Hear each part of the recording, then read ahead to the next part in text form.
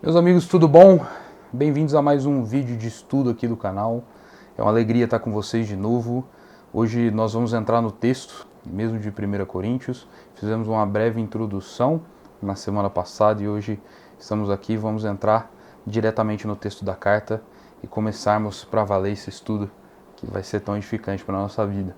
Eu queria ler com vocês, eu vou ler aqui do versículo 1 até o versículo 9 do primeiro capítulo da primeira carta de Paulo aos Coríntios. Então, Paulo, chamado para ser apóstolo de Cristo Jesus, pela vontade de Deus, e o irmão Sóstenes, a igreja de Deus que está em Corinto, aos santificados em Cristo Jesus e chamados para serem santos, juntamente com todos os que em toda parte invocam o nome de nosso Senhor Jesus Cristo, Senhor deles e nosso. A vocês a graça e a paz da parte de Deus, nosso Pai, e do nosso Senhor Jesus Cristo. Sempre dou graças a meu Deus por vocês, por causa da graça que lhes foi dada por Ele em Cristo Jesus.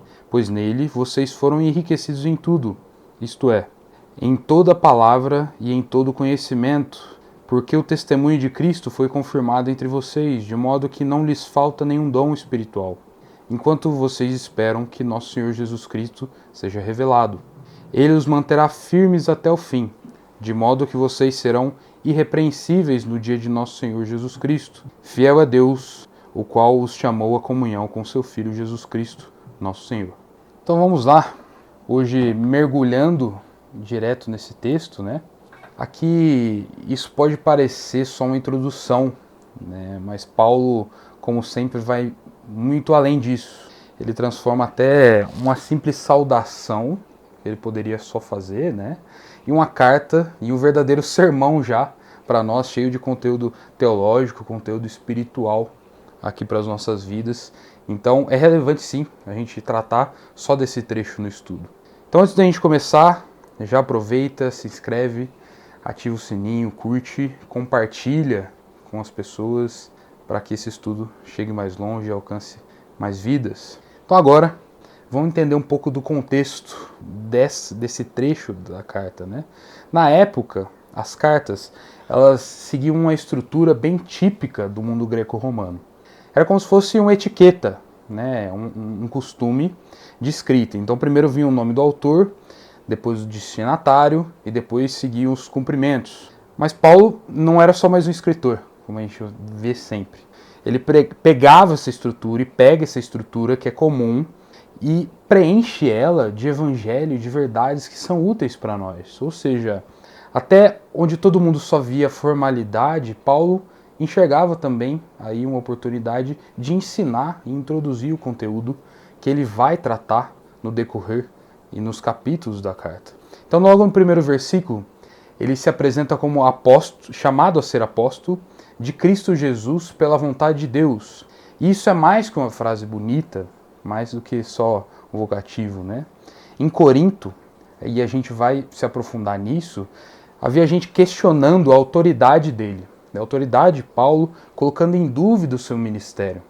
Então, quando Paulo reforça que não foi escolha dele, mas vontade de Deus que ele foi chamado a ser apóstolo, ele já começa afirmando isso, né? De que não está ali por ele mesmo, mas porque o próprio Deus colocou ele nesse lugar. E vale a pena a gente refletir o que significa ser apóstolo na palavra, né? Uma discussão que pode ser extensa, mas vamos tocar levemente nessa discussão. Então, literalmente significa enviado, né? E na Bíblia esse termo tem dois sentidos principais. O primeiro, ele é posicional, ou seja, uma autoridade dada por Cristo, que são os apóstolos dele, que ele escolheu, e existe um sentido funcional de que aqueles enviados a enviar a palavra adiante, compartilhar as boas novas do Evangelho. Paulo tem os dois em si. Ele tinha a autoridade de Deus, mas ele também tinha a função de pregar incansavelmente o Evangelho.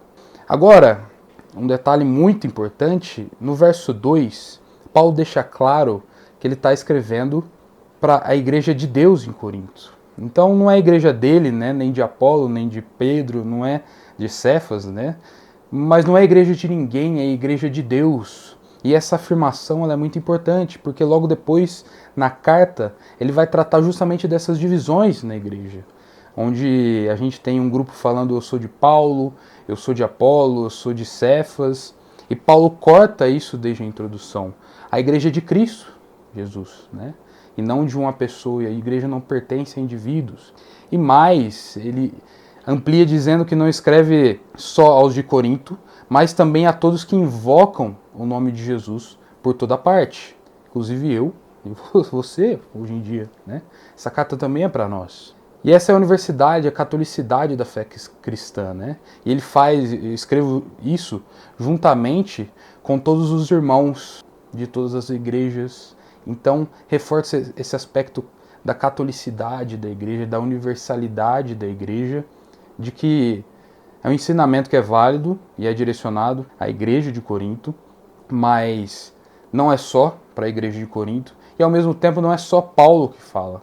Ele fala como autoridade, como membro da igreja de Cristo. E isso é bem importante de ser ressaltado, porque a fé cristã, ela une povos, ela une línguas e une culturas em torno de um único Senhor, que é Jesus Cristo. E aqui entra uma das partes mais profundas, talvez, que a gente tem dessa introdução.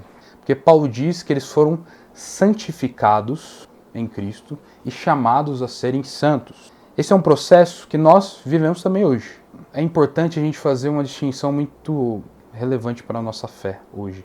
Nós temos 3 etapas que nós chamamos da santificação e nós vamos ver cada uma delas agora. Então a obra de Cristo na cruz nos justifica, e é um primeiro processo de santificação, de sermos justificados diante de Deus. E esse é o primeiro passo, fomos declarados justos através da obra de Cristo na cruz, quando nos convertemos e aceitamos a obra de Cristo em nós. Mas ainda estamos no caminho da santificação. Eu não sei você, não sei como é, mas para mim ainda existe pecado na nossa vida, né?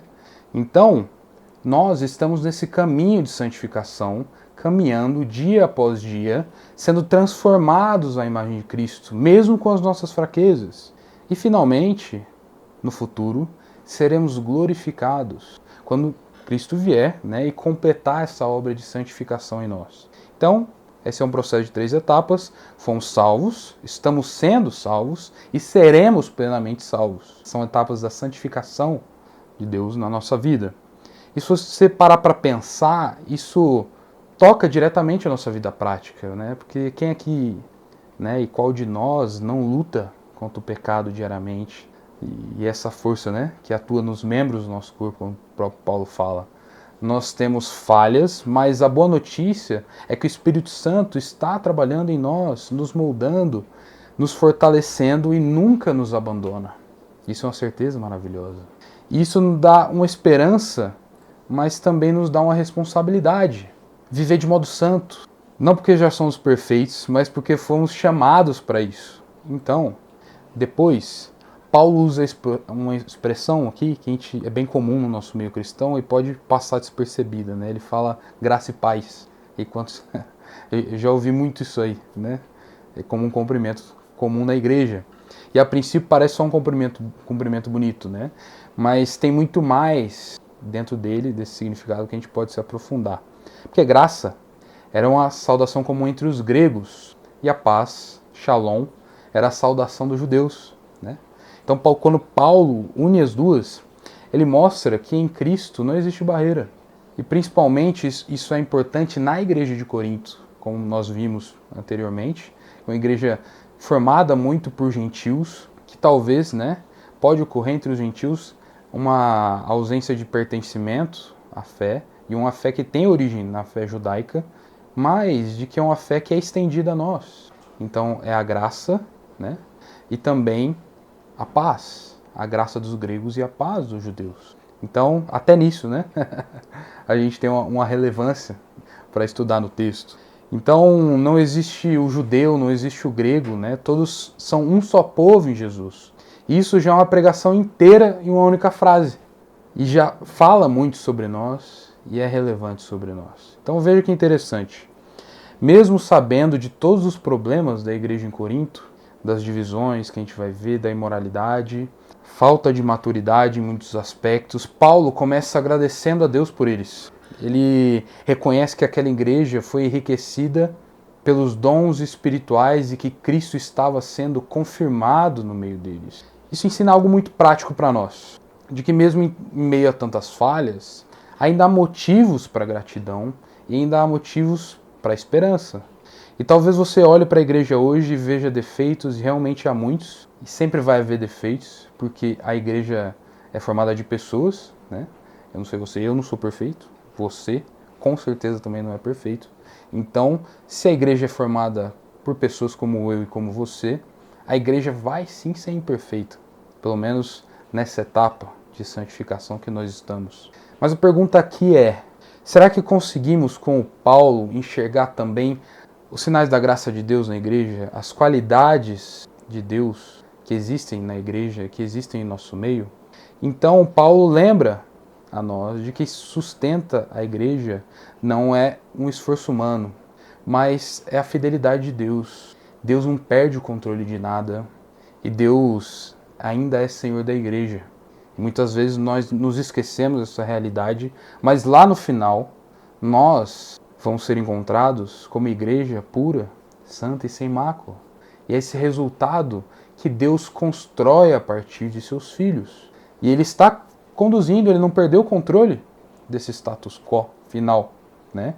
Ele sabe desse resultado e Ele guia os seus filhos para esse resultado. Então, nós acreditemos ou não, nós temos consciência ou não, a igreja está sendo santificada a cada dia. E essa é uma verdade maravilhosa para nós, porque o nosso Deus não perde o controle. E Ele não perdeu o controle em nenhum momento, e Ele continuará sem perder o controle. E nós precisamos crer nisso e ter esperança na igreja, porque é Deus que fortalece no fim, né? Ele que garante que nós seremos firmes até o fim e nos dá graça para isso. Isso aponta também para o aspecto escatológico da carta, da vinda de Cristo e da nossa glorificação, que vai ser tratado lá no capítulo 15. É um dos únicos temas teológicos que a gente vai ter. Os outros são muito mais morais, muito mais sobre comportamento, mas existe esse tópico da ressurreição dos mortos, que Paulo vai tratar, com a igreja de Corinto especificamente, e nós vamos estudar aqui, não perca. Mas não depende da nossa perfeição, né? Mas da fidelidade daquele que nos chamou. Nós nos esforçamos para permanecer santos, nós nos esforçamos para fazer valer essa graça de Deus sobre nós, e nós precisamos lutar ativamente contra o pecado, mas Deus nos dá graça para vencer. E no final das contas, né, é de Deus que nós retiramos o poder para vencer. Mas nós precisamos querer também, né? Mas vem de Deus a graça e a disposição espiritual para fazermos isso. Sem Ele não conseguiríamos, porque a nossa natureza, por si só, é uma natureza pecaminosa. Então nós precisamos de Deus para alcançarmos essa realidade de vitória com relação ao pecado e de avançarmos em nossa fé e em nossa caminhada de discipulado com Cristo, em nossa caminhada de fé. E isso, meus amigos, é um motivo de esperança para nós. Agora, caminhando aqui para a conclusão, a igreja de Corinto ela tinha sim muitos defeitos, mas Paulo não desistiu deles. Ele enxergava irmãos em Cristo e participantes de uma igreja universal, não aquela universal, mas de uma igreja universal, uma igreja católica, não aquela igreja católica, mas uma igreja que reúne todos os santos, né? E isso nos ensina a não perder a esperança na igreja também hoje. Nós precisamos ter a esperança na igreja, porque, como eu já disse, Cristo é Senhor sobre a igreja. Sim, ela vai ter falhas, mas também ela é alvo do amor de Deus. Então ela precisa ser alvo do nosso amor. É muito sério, né? Quando o 1 João fala que como nós vamos amar a Deus que nós não vemos se nós não amamos os nossos irmãos a quem nós vemos. E muitas vezes nós não depositamos esperança nos nossos irmãos. Isso, além de ser contraditório em muitos aspectos, também é contraditório se a gente leva em consideração a nossa própria vida, né? Quanto nós já fomos carentes e somos carentes da misericórdia de Deus na nossa vida. Quanto perdão precisou ter pelos nossos pecados, né? E quanto nós falhamos nesse aspecto. Se Deus é misericordioso conosco, nós precisamos ser misericordiosos uns com os outros. É um princípio muito claro quando a gente está olhando o Sermão do Monte, nosso estudo paralelo aqui, e nós vamos falar disso, de que é um ciclo vicioso aqui, né? No sentido de que os misericordiosos alcançam misericórdia. A gente não é misericordioso porque a gente alcança algo de Deus, mas nós agimos com misericórdia com os outros porque Deus agiu com misericórdia primeiro conosco. Nós precisamos ter essa consciência de que o nosso irmão ainda há esperança para ele. Não tem caso perdido. Se ele está no nosso meio, se ele é discípulo de Jesus, nós precisamos acreditar que ele pode ser transformado nas áreas onde ele tem falhado, nas áreas onde ele tem pecado. Isso é incentivo a nós batalharmos uns pelos outros, porque amanhã eu posso estar desanimado, e aí quem vai me animar? Né? Um irmão. Mas hoje eu posso estar animado e meu irmão desanimado, então 2 são melhor do que 1. Né? E o cordão de 3 dobras não se rompe facilmente. Nós precisamos uns dos outros. E Paulo estende essa mão para os coríntios. Paulo transmite esse ar pastoral para os coríntios. Esse ar de que sim, viria repreensão e ele vai ser duro em quase toda a carta. Mas existe esperança. Paulo não está só batendo. Paulo reconhece, e o desejo de Paulo e o amor de Paulo leva ele a querer, né? E essa visão de Deus sobre a igreja está ali sobre o olhar de Paulo, de que a intenção da carta é que aqueles irmãos sejam aperfeiçoados, que aqueles irmãos melhorem, que aqueles irmãos avancem. Então isso Paulo está nos dizendo aqui. E nós precisamos assimilar e ter também essa disposição no nosso coração. Porque isso não é só uma tarefa do pastor, não é só tarefa do líder de grupo, isso é nossa tarefa também. Nós precisamos amar uns aos outros, correr atrás uns dos outros, amar a igreja. Isso não é uma tarefa de outros, isso é a tarefa de cada um de nós. Amarmos uns aos outros. Então que a gente possa crescer nisso, avançar nesse sentido. Nós precisamos avançar nesse sentido, porque é com a igreja, né, que nós vamos avançar e nós vamos caminhar juntos em santidade até a eternidade. Então que essa reflexão te ajude a olhar para a igreja com mais amor, com mais paciência, que é necessário também, e também olhar para a sua própria caminhada de fé, né, com esperança, com perseverança, porque assim como existe misericórdia para outros, existe misericórdia sim para nós. Se filhinhos, escrevo isso para que não pequeis, mas se pecardes, temos um advogado junto ao Pai. Então, graças a Deus por Cristo Jesus, porque apesar de não merecermos, nós conseguimos alcançar a misericórdia.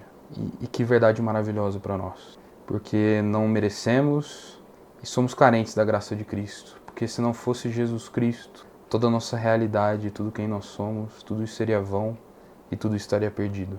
Então, se Cristo deu sua vida por nós, que nós possamos dar a nossa vida por Ele e que nós possamos vencer e progredir a cada dia.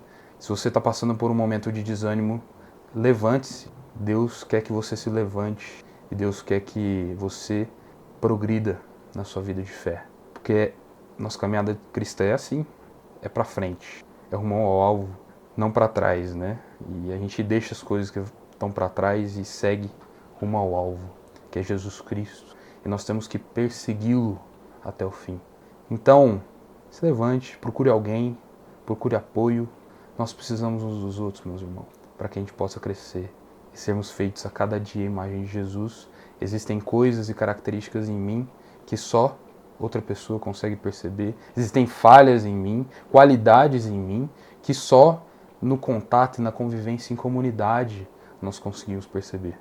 Então, persevere por você, pela igreja, pelos seus amigos, pelos seus irmãos. Persevere, porque Deus é fiel, né? E Ele vai nos sustentar e sustentar a sua igreja até o fim.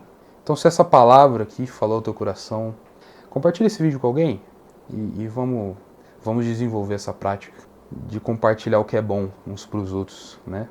Palavras de edificação e a palavra de Deus. Então, não esquece de deixar o like, de se inscrever, ativa o sino para quando a gente publicar. Nós vamos publicar 2 vídeos por semana e que o Senhor possa te abençoar a sua caminhada. Esse é um vídeo feito na minha casa, aqui, mas para a sua casa, feito do meu coração para o seu. e que o Senhor possa ter tocado o teu coração, porque esse é o intuito dessas mensagens. Tanto estudando aqui o Sermão do Monte, 1 Coríntios, ou outros estudos que nós vamos trazer, o intuito é que o Espírito Santo fale conosco e que a Igreja de Deus cresça na palavra e nós possamos crescer em Cristo até o fim. É isso. Um abraço, Deus abençoe.